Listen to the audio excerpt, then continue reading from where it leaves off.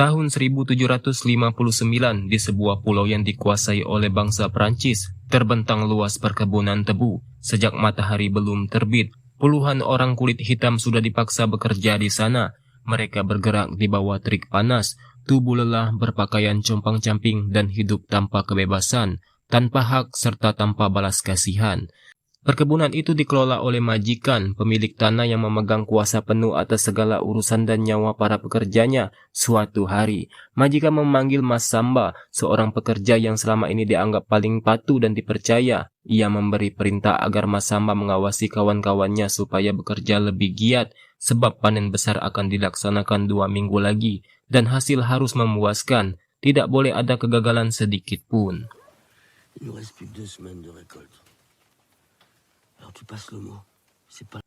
Mas Samba melaksanakan tugas itu dengan perasaan berat. Namun sikap itu justru menimbulkan rasa kesal di hati sesama pekerja. Mereka menganggap Mas Samba sudah berubah menjadi penurun orang kulit putih dan mengkhianat kaumnya sendiri demi mendapatkan perilaku yang sedikit lebih baik.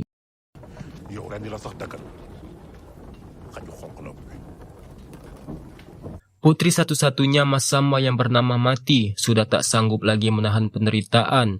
Ia mengajak ayahnya untuk pergi meninggalkan tempat itu, menuju sebuah tempat yang banyak orang sebut sebagai tanah bebas. Di sana, kata orang, tidak ada tuan, tidak ada cambuk, dan semua orang hidup setara. Namun, Mas Samba ragu dan menolak.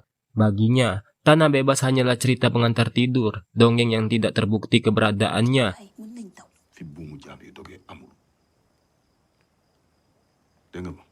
Jika ketahuan kabur, hukuman mati sudah menanti. Keesokan harinya, suasana berubah menjadi mencekam.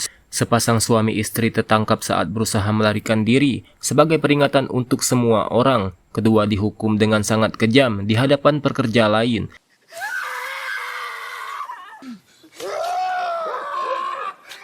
Semua itu dilakukan dengan alasan harus mematuhi aturan yang berlaku di perkebunan itu. Malam itu, Mati menangis tersisak mengingat kejadian itu.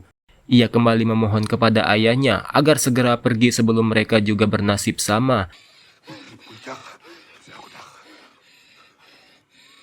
Namun Mas Samba tetap berpendirian sama, merasa belum siap menghadapi risiko yang sebesar itu. Tidak lama kemudian, Mas Samba dipanggil ke rumah majikan. Saat itu, majikan sedang menerima tamu penting, yaitu gubernur dari pusat pemerintahan. Dalam percakapan itu, majikan menjelaskan bahwa menurut aturan yang berlaku, orang kulit hitam hanya bertugas untuk melayani dan dianggap tidak memiliki derajat selayaknya manusia. Selon toi, les nègres devraient-ils être libres? Nous les nègres avons été créés. Mendengar penjelasan itu, gubernur hanyalah tersenyum dingin. Lalu gubernur bertanya, mengapa begitu banyak pekerja yang selalu berusaha melarikan diri? Dengan jujur dan apa adanya, Mas Samba menjawab,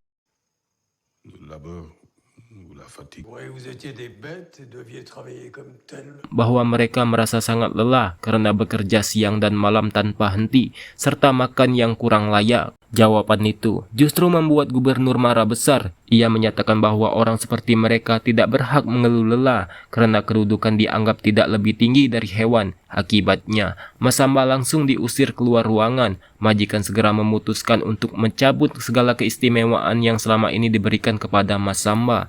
Ia harus tidur di tempat yang sama dengan pekerja lain dan diawasi ketat. Namun sebelum peraturan itu berjalan sepenuhnya, Mati justru mengambil keputusan sendiri. Ia melarikan diri diam-diam di tengah malam. Hal ini membuat Mas Samba sangat gelisah, takut jika putrinya tertangkap dan mendapatkan hukuman yang paling berat.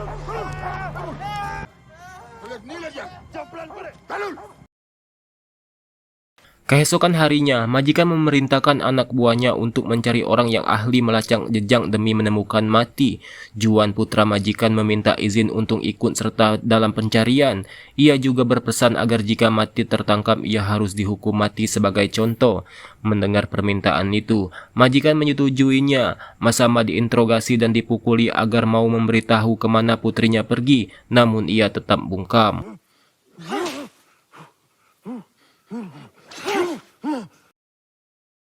Ia lebih memilih menanggung rasa sakit daripada membahayakan nyawa anaknya sendiri. Tak lama kemudian, datanglah Poisson, seorang pemburu yang sudah berpengalaman dalam menangkap buronan, bersama dua putranya, Joseph dan Rabion. Accorder une pension mensuelle de 600 livres. Poisson berusaha membujuk Mas Samba agar mau bercerita, namun tetap tidak mendapatkan jawaban.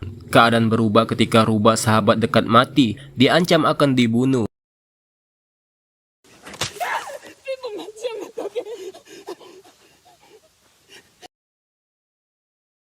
Karena takut, Rubah akhirnya menyebutkan bahwa Mati berjalan menuju arah yang dikenal sebagai tanah bebas. Viens avec moi.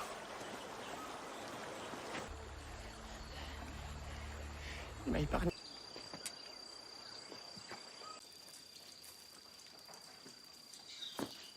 Saat melanjutkan perjalanan, Mas Samba sampai di tepi sungai dan bertemu Dino, penduduk yang hafal jalan di hutan. Dino mengajaknya bersembunyi di tempat yang aman, memberinya makanan, dan menjelaskan bahwa tanah bebas bukanlah satu tempat yang tertentu, melainkan wilayah yang tersembunyi di sepanjang pesisir pantai.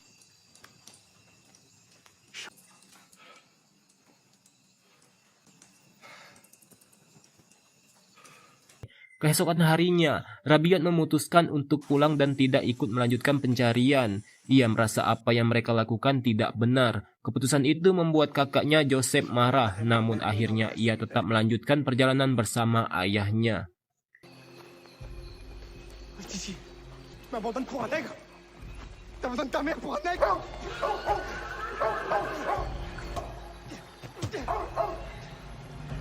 Dengan petunjuk dari Dino, Mas Samba berjalan menuju pantai, namun jejaknya terdeteksi kembali oleh Poisson dan Joseph. Mereka mengikuti sampai ke aliran sungai yang deras, lalu terjadilah pertarungan yang membuat mereka terbawa arus hingga ke air terjun.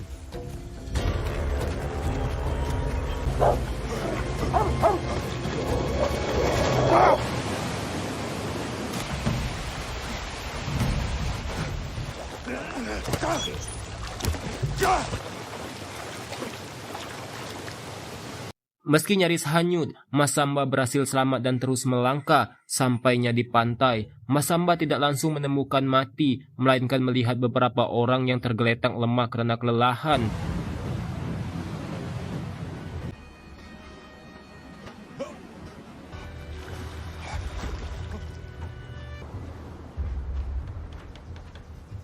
Ia terus mencari hingga bertemu dengan 3 orang yang sedang membuat perahu.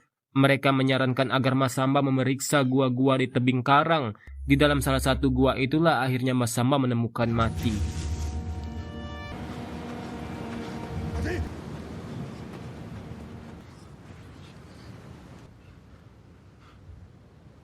Keduanya saling berpelukan, merasa lega bisa bertemu kembali. Sejak saat itu, Mas Samba mulai percaya bahwa tempat yang selama ini dianggap dongeng itu benar-benar ada.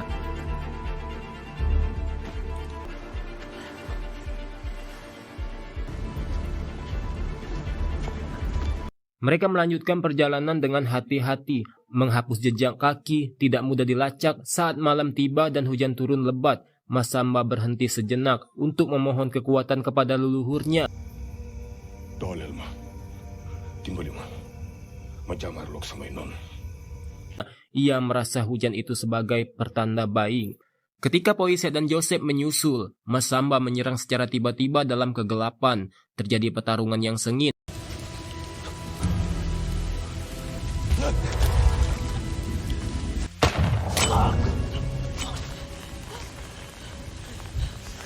Akhirnya Joseph tewas dan Poisson pun dikalahkan. Meski Mas Samba sendiri terluka cukup parah, Mati berusaha menolong ayahnya, namun di tengah jalan Mas Samba kehilangan kesadaran.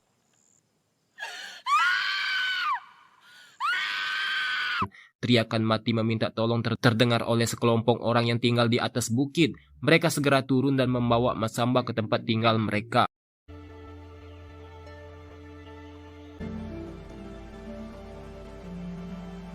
Ternyata tempat itu adalah tanah bebas yang selama ini dicari. Di sana semua orang hidup bebas, saling membantu memenuhi kebutuhan dari hasil berburu dan menangkap ikan. Mas Samba dirawat hingga luka-lukanya sembuh dan hari-hari mereka berjalan dengan tenang.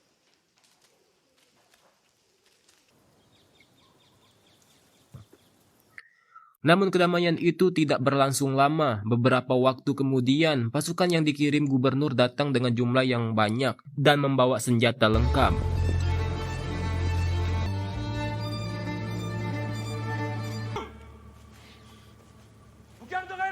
Mereka mengepung wilayah itu dan memerintahkan semua orang untuk segera kembali ke perkebunan atau akan dihukum mati di tempat. Pendudukan tanah bebas tidak memiliki senjata yang sebanding untuk melawan. Mereka sadar bahwa jika tertangkap, mereka hanya akan kembali menjalani kehidupan yang penuh penderitaan, siksaan, dan perlakuan sebagai hewan. Dengan hati yang mantap, mereka memutuskan untuk memilih jalan terakhir yang dianggap lebih mulia daripada hidup dalam perbudakan. Seluruh orang berkulit hitam, termasuk Masamba dan Mati, berjalan bersama menuju tebing curam yang menjorok ke laut, yang dikenal sebagai Tanjung Puncak Ilalang. Dengan memegang tangan satu sama lain, sambil mengucapkan doa perpisahan dan menyanyikan lagu kebebasan untuk terakhir kalinya, mereka melompat turun ke dalam jurang yang dalam. Melihat kejadian begitu tragis dan berani itu, para prajurit hanya bisa terdengung dan terdiam. Mereka mundur perlahan, menyadari bahwa meskipun tubuh mereka tak bisa bertahan, semangat kebebasan mereka tidak akan pernah bisa ditaklukkan. Demikianlah kisah perjuangan mereka yang mengajarkan bahwa kebebasan adalah harga yang sangat mahal, bahkan lebih berharga daripada nyawa itu sendiri.